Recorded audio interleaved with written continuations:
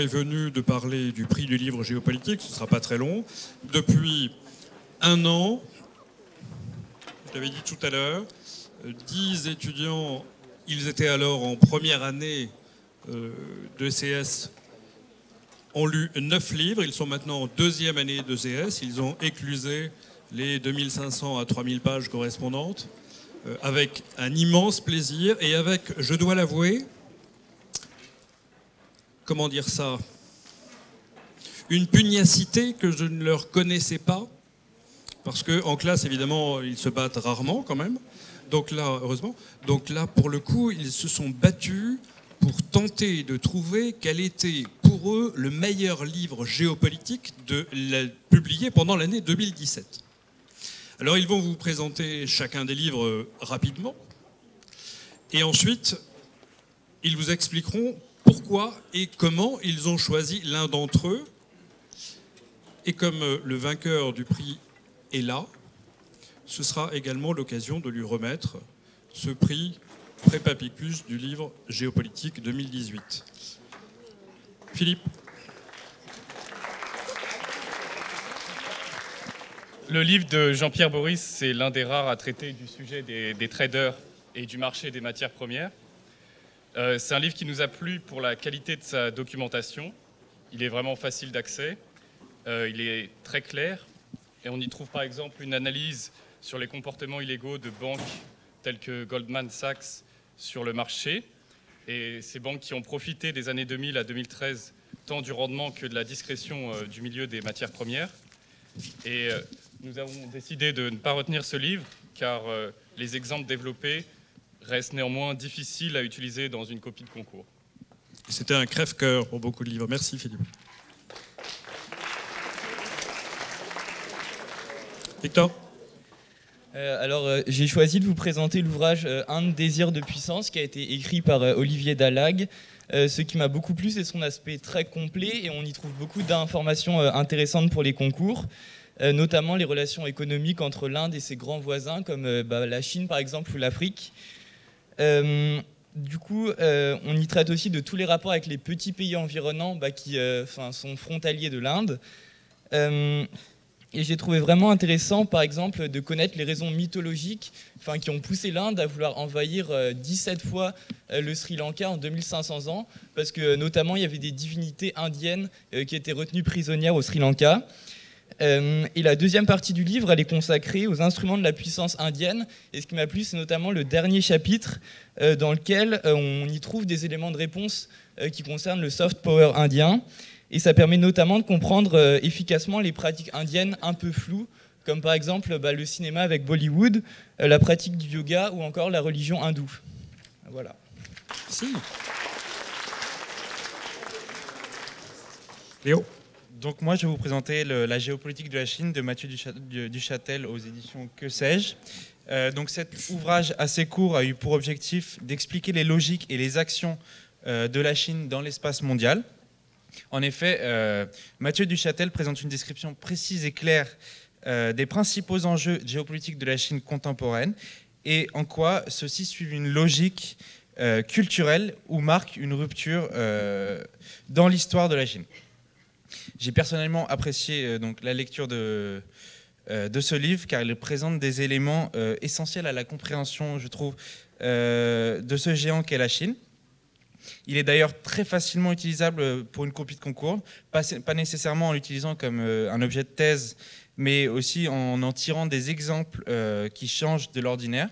Donc, par exemple, dans le chapitre 1, qui s'appelle « L'héritage des dynasties impériales », on peut faire un parallèle entre la logique d'intégration des territoires par l'économie des empires chinois et le projet d'expansion de la nouvelle Silk Road de ces dernières années. Donc on peut voir qu'encore aujourd'hui, la Chine suit toujours des logiques millénaires et il est important d'en avoir conscience pour comprendre la deuxième puissance économique mondiale. C'est pourquoi je conseillerais particulièrement ce livre aux élèves de CS, car il peut être un outil différenciant pour les concours. Mais il peut être aussi utile aux étudiants de CE parce qu'il explique nombre de mécanismes liés au fonctionnement des entreprises chinoises et leur expansion mondiale. Merci Léo. Aileen. Donc, je vais vous parler du livre de Frédéric Ancel, Mon dictionnaire géopolitique. Donc, c'est un livre qui permet de découvrir en 175 concepts clés qui sont familiers comme l'eau, les frontières, Internet ou même des concepts comme l'humour ou le corps, de permettre de découvrir la géopolitique. Et donc, ce dictionnaire, il présente de manière simple et claire cette discipline et ça permet de la rendre accessible à un public assez large. Et donc, par exemple, un novice qui n'y connaît pas grand-chose dans cette discipline peut comprendre et appréhender le fonctionnement du monde actuel grâce à ce dictionnaire. Et ce qui peut être avantageux aussi, c'est que ce dictionnaire mêle une approche aussi bien scientifique que des analyses plus personnelles. Et le but de ce dictionnaire, c'est de faire aimer justement la géopolitique. Et donc, j'ai bien aimé ce livre par son aspect pratique, parce qu'on n'est pas obligé de le lire en entier, on peut choisir les chapitres qui nous intéressent. Et il peut être utile justement dans le cas d'une disserte de géopolitique pour préparer une introduction. Merci Aileen. Juste un petit mot en rajout, je voudrais d'autant plus remercier tous les intervenants de l'après-midi qu'il y a parmi les intervenants de cet après-midi 2 personnes dont les livres sont dans la sélection. Et il y a ici 3 personnes dans la salle qui sont dans la sélection. L'angoisse monte. Benjamin. Le livre que je présente maintenant est écrit par Andrei Gratchev. Politicologue, spécialiste des relations internationales, ancien porte-parole de Mikhaïl Gorbatchev durant les derniers instants de la guerre froide, Andrei Gratchev est un véritable acteur de l'histoire. Dans son ouvrage Un nouvel avant-guerre, de l'hyperpuissance à l'hyperpoker, Andrei Gratchev fait une relecture de l'actualité géopolitique du monde contemporain à la lumière des faits historiques dont il a été parfois témoin. La thèse que soutient Andrei Gratchev est que la situation internationale actuelle se rapproche d'un avant-guerre. Pour lui, ce nouvel avant-guerre est l'aboutissement d'une grande paranoïa collective et du désir de puissance des États. Chacun percevant autrui comme un ennemi. Les signes d'inquiétude se multiplient dans ce monde anxiogène. Les revendications de la Corée du Nord, la volonté de réarmement des États-Unis, l'annexion de la Crimée, le conflit larvé entre l'Inde et le Pakistan, qui sont, ne l'oublions pas, 2 puissances nucléaires, les intentions néo-impérialistes de la Chine et la guerre civile syrienne. En se rapportant au rapport de force entre les acteurs, Andrei Gratchev montre que les enjeux de pouvoir et les faits historiques, du point de vue russe souvent peu exploité et moins connu, s'apparentent à un avant-guerre. Le livre est bien écrit, dans un style clair et séduisant par le foisonnement d'exemples, très détaillé et analysé en profondeur. L'atout, mais j'ai trouvé aussi que c'était le principal défaut de ce livre, c'est l'accumulation de ces exemples. Il arrive que nous nous perdons quelque peu dans les explications et que nous perdons un peu le fil de l'argumentation. Pourtant, la thèse transparaît parfaitement et les parallélismes sont saisissants. Nous vous recommandons du coup les 293 pages de Un nouvel avant-guerre si vous souhaitez comprendre les enjeux d'aujourd'hui à la lumière des faits d'hier. Merci.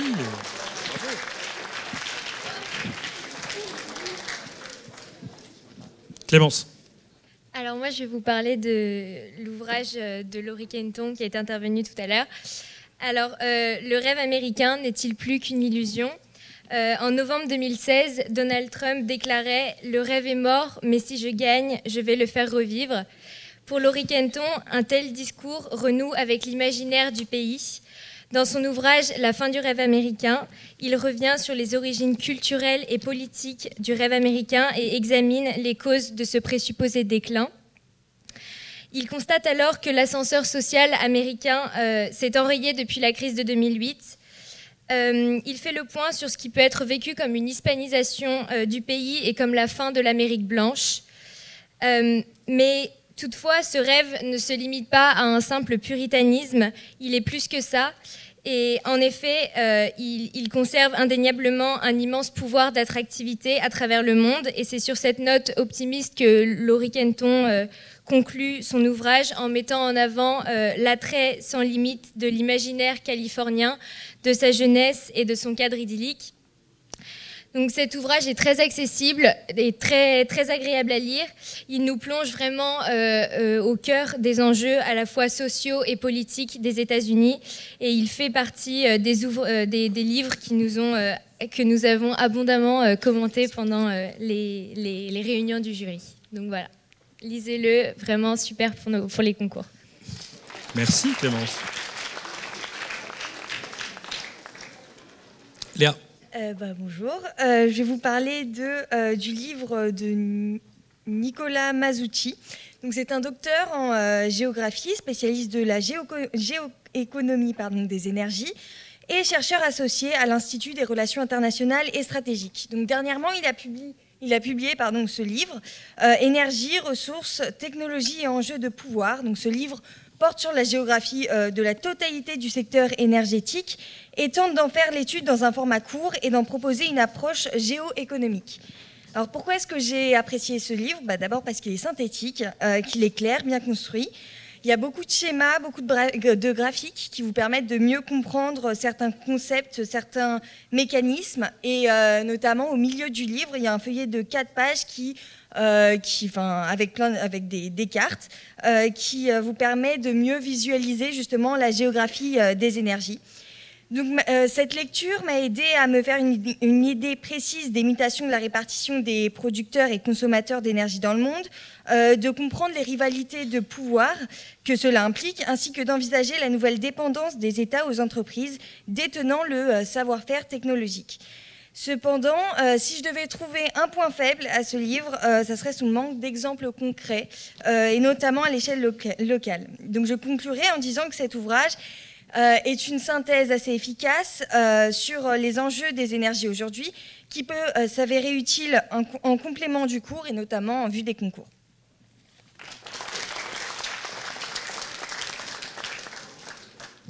Léa et Juliette. Nous, on a lu Syrie, une guerre pour rien de Frédéric Pichon, qui est ici présent. Donc, pourquoi la guerre en Syrie est-elle une catastrophe globale ?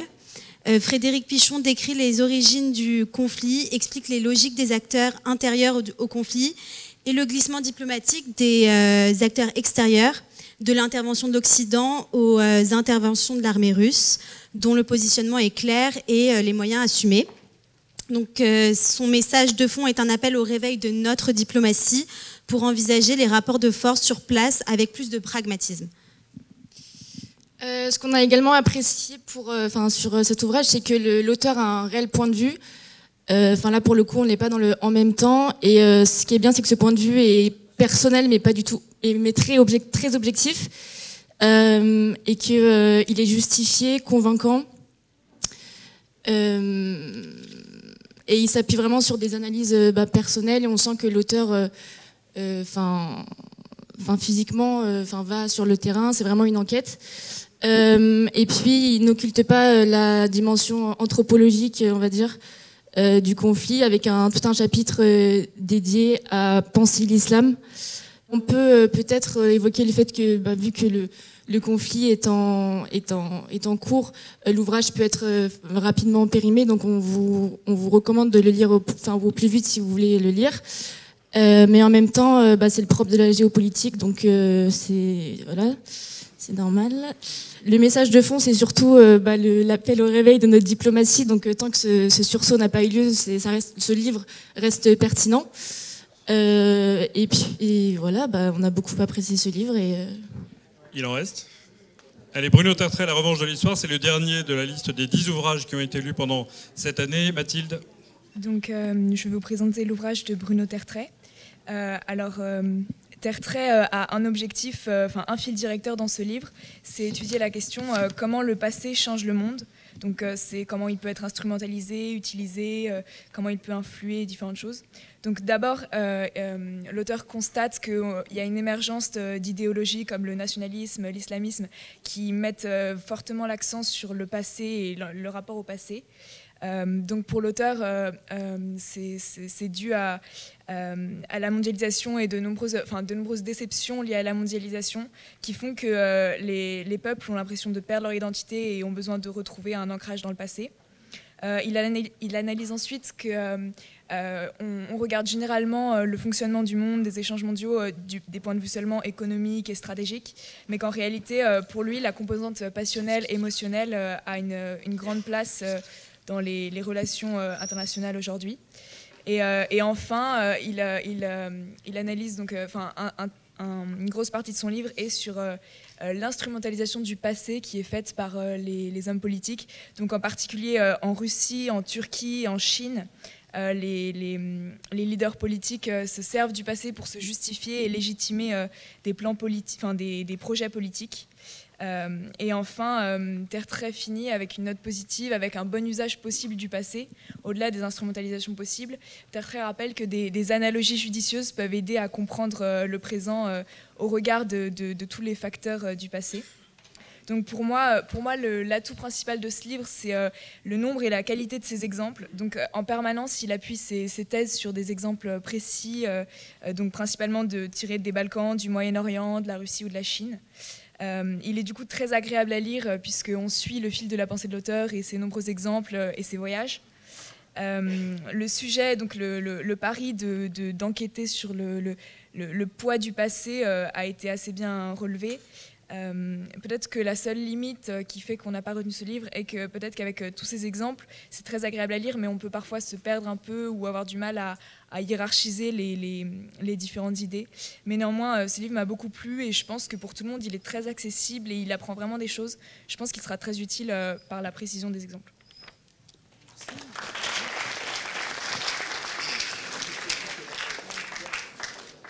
Alors il faut quand même que je vous raconte une chose, très vite. C'est qu'il y a eu 5 réunions du jury, que ces 5 réunions du jury ont été, pour les premières, assez lisses, dans le sens où ils ont tous lu, mais avec des délais différents, la totalité des 10 livres. Ils se découvraient les uns les autres, ils en parlaient les uns les autres, les livres circulaient, enfin, il y avait un trafic entre eux qui était assez considérable. Et il a fallu 2 séances de plus, une fois qu'ont été écartés un certain nombre de livres, pour des raisons qui sont les 3 critères que j'avais donnés, qui est-ce qu'il y a un fil directeur dans l'ouvrage, est-ce que c'est bien écrit, est-ce que ça sert pour les concours. Mais à partir du moment où ces 3 éléments-là étaient écartés, il fallait trouver d'autres critères. Et là, je les ai vus s'écharper à une vitesse et avec une violence contenue, comme quoi ce sont des gens civilisés, mais je ne pensais pas qu'il serait aussi difficile de départager 2 livres de la sélection. Alors, si vous avez regardé l'espèce de transparent anthropologique dans les expressions qui ont été les leurs tout à l'heure, vous pouvez deviner quels sont ces 2 livres. Mais il y a derrière quand même eux l'idée que lire des livres instruit bien sûr, mais que surtout lire transforme. Et donc j'ai l'impression d'avoir aussi atteint mon objectif à moi. Et donc je voulais simplement leur dire, avant que nous ne remettions ce prix, à quel point je suis fier du travail qu'ils ont fait et à quel point je suis fier de la manière dont ils l'ont fait. Voilà, merci à tous les 10.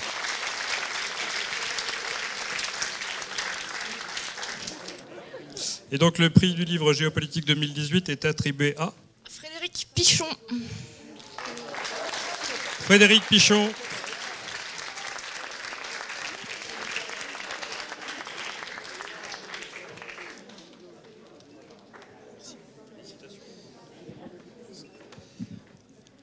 Écoutez, d'abord, je suis ravi d'être parmi vous. Je suis très touché également. Alors, je suis un peu embêté parce qu'il y a un livre dans la sélection que j'ai beaucoup aimé, que j'ai sans vergogne utilisé pour mon cours de prépa ECS sur les États-Unis. C'est le livre de Lorick, voilà, donc qui le méritait sans doute aussi. Voilà, je suis très touché parce que, comme l'a dit Frédéric Ancel tout à l'heure, étant donné la variété des sujets que vous aviez à aborder, je pense qu'il y a quand même une certaine lassitude. Je croyais qu'il y avait une certaine lassitude dans l'opinion publique par rapport à tout ce qui avait trait au Moyen-Orient, et en particulier à la Syrie. Alors moi, évidemment, j'ai fait ma thèse de doctorat avant la guerre sur la Syrie, donc je suis tombé dedans et je continue à m'y intéresser, mais je ne pensais pas. J'admire votre résilience et votre patience à continuer à lire des bouquins ou à regarder les informations sur ce qui se passe en Syrie. Et j'ai un peu la même réaction que Frédéric Ancel. De temps en temps, j'ai vraiment soit envie de changer de sujet, soit je me demande pourquoi j'ai pas fait un doctorat sur, je sais pas, la Laponie par exemple, ou l'Arctique. Voilà. En tout cas, je suis très touché. J'entends aussi les manques que vous avez soulignés dans le livre. C'est-à-dire, c'est pas facile, notamment, je veux bien dire, vous avez été très indulgent parce que j'ai rendu le manuscrit en février 2017 et il fallait que je parle de la position future du président américain. Alors, je me suis un peu planté parce que 2 mois après, il a bombardé ce que n'avait pas fait Obama.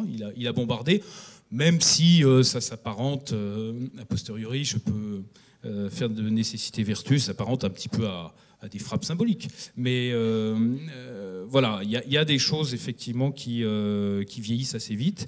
Maintenant, je termine juste sur une chose.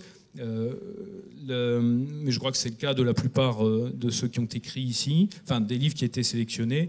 Vous ne pouvez pas savoir combien l'enseignement aide à maturer un livre, aide à accoucher d'un livre. Et donc, quand vous avez vos professeurs devant vous, et ben, figurez-vous que vous leur rendez service. Alors, de temps en temps, ils n'ont pas l'impression, parce que corriger les copies, c'est un peu l'horreur quand même, c'est dans notre métier, mais le fait de déployer 6 heures par semaine notre pensée, ça nous aide beaucoup à la mettre en musique, à la synthétiser, à la confronter aussi, parce que il y a un consensus académique dans les prépas, on a quand même des gens de haut niveau, on a des agrégés, on a des docteurs, et sur tous les sujets, sur la puissance, sur la Syrie par exemple, on a eu droit au cimetière d'à peu près toutes les prévisions, et puis vous avez tous les concepts à la mode. Je vais vous citer par exemple l'arc chiite, le déclin américain, tout ça. Eh bien, c'était l'occasion de l'étrier, parce que vous savez en prépa que il faut être plus nuancé, que les évidences journalistiques ne sont pas forcément la réalité sur le terrain. Voilà, donc je vous remercie infiniment, je remercie les organisateurs et en particulier Hugo. Voilà. Ma fille ayant décidé hier soir de dessiner sur le diplôme officiel, j'en ai fait un autre en vitesse, je t'enverrai le vrai, mais voici le diplôme du prix Prépapicus 2018. Merci à tous.